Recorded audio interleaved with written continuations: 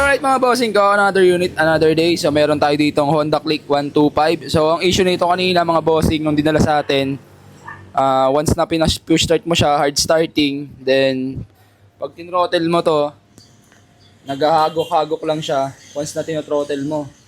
So hindi siya nag-aarangkada. So ang ginawa natin dyan, dininis lang natin to, tinanggal natin tong ICB. And then doon TPS sa baba, tinanggal din natin yan, pinaglilinis natin. Tapos ginamitan natin ng diagnostic tools para malaman natin yung sensor kung ano ng estado ng takbo niya. Gamit yung diagnostic tools, matitimpla natin tong minor niya sa tamang minor. Push start natin ngayon, check natin kung okay na siya. Kasi kanina, pag pinapa-under, hindi talaga siya umaarangkada.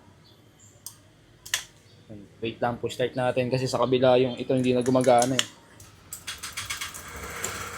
So ayan mga bossing, pang click na lang siya. Kanina medyo hard starting talaga.